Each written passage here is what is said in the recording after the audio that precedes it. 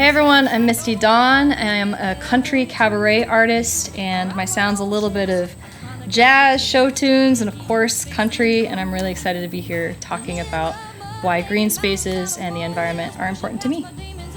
Nashville is a growing city. There's a ton of urbanization, and I think that outside of that, Metro Parks has done a really good job of keeping green spaces intact, really making sure that the fauna and flora are local as much as possible to the area, and providing education and resources to people within the park so that they can interact with nature in an authentic way. Outside of the environmental impact, of course, there's the mental health and the physical well-being.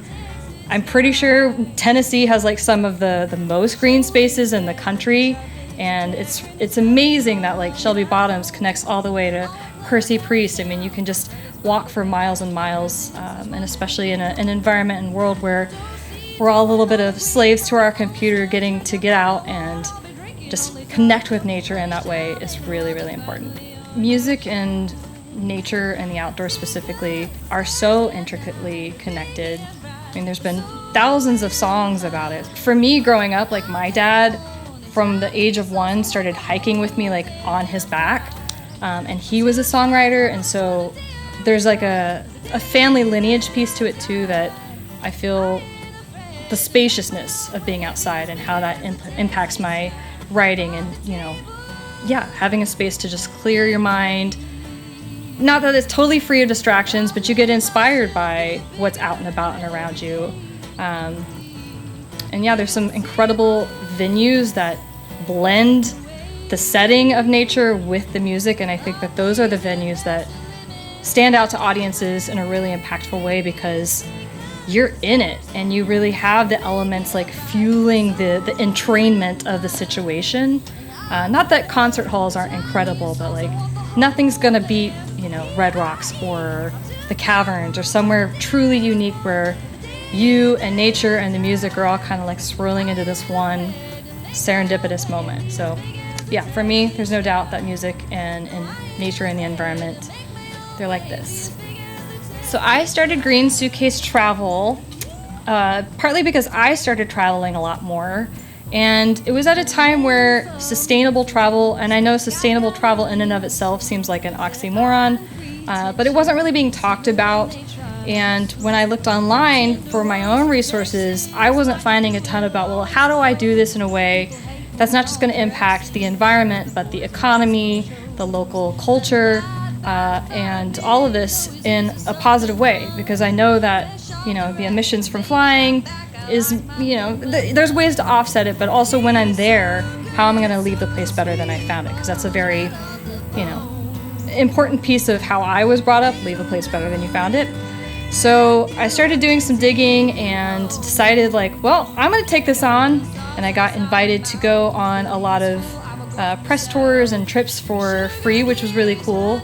And some of it was by trial and error, but I also found a lot of people in that network too who also really cared about how do we communicate to other people what sustainable travel is. So Green Suitcase started off as a blog, and then I started sort of offering my services as a travel planner.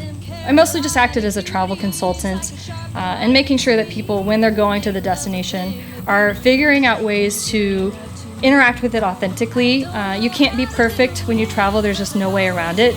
But again, how can you put as much of your money into the local economy? If you're interacting with wildlife, make sure you're going to something that's being ethically handled, especially with wildlife. A lot of these things that seem really exciting, like holding a sloth, not necessarily best for that species, right? But there's other things that you can do and replace activities with that are just as fun and meaningful.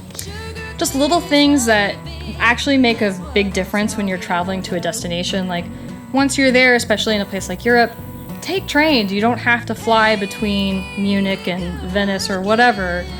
There's a lot of really enjoyable ways to get around. Luckily, in a place like Europe, there's a lot of access to that stuff. But it's also, when you're there, putting money into the local economy. You don't need to go to a big box store to get a shirt from Zara when you can go down the street and find an Italian nonna who's hand sewn something, right? But it's also just having authentic tour experiences. You don't need to go for the thrill ride thing. Like, try to find something where you're being educated about the environment that you're in, like why this random plant is like so integral to the ecosystem of that destination.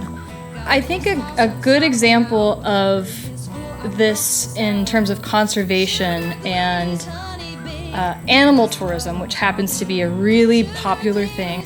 And while we're so blessed and lucky to have experiences like that available, it's very, very important to go with ethical operators.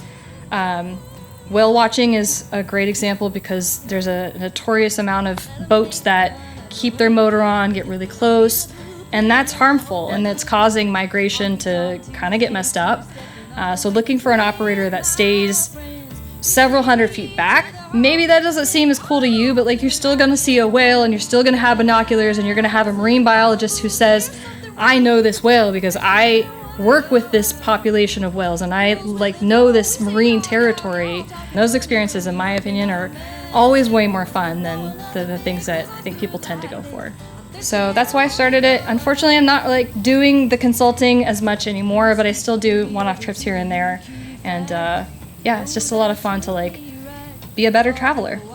Music has been incredibly healing and therapeutic in my life. I know I mentioned my father earlier. He passed away from Parkinson's almost 10 years ago, and he just had like the most amazing voice. And he's the reason that I'm here doing music now. And part of why I started writing music is I mostly pursued theater, and then when he passed, I just felt like a calling, a tug to honor him and to like explore that side of my gift as well. And one of the very first songs I wrote was Mountains, which you can find online, and it's a song in celebration of his life. It's all about the peaks and valleys that, you know, you experience, and everyone's going to have something hard that they have to deal with.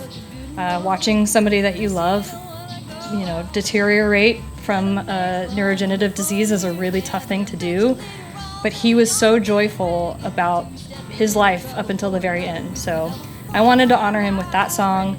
I think that music is incredibly healing for the artist most of the time because it is a way to express things that you're going through, and you only hope that the audience connects with it because it's something that maybe that they have had experience around too.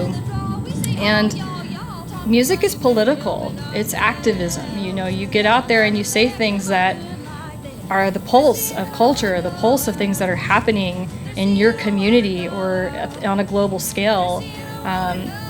I personally like to write a lot about issues that have to do with women and things that are unique to us. There's a myth in the industry that you age out of entertainment. And I personally think that you get better and better, you have better stories to tell, and I hope that my stories connect with people because they're rich and because I've had a life well lived. So I find it really healing, and I hope that people who listen to it also do. You know, I've lived a lot of places, and one thing I've loved about Nashville is that the people here are genuinely out to help each other. Not that that hasn't happened elsewhere, but here, you know, the Southern hospitality it's real. And for me, a good neighbor is somebody who really will go out of their way to help you without being asked.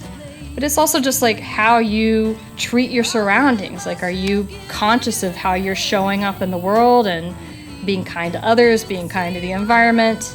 And I think that the people here in Nashville really do embody that. And it's being somebody who advocates for things that are important to them. And there's a lot of really great advocacy happening here in the city too.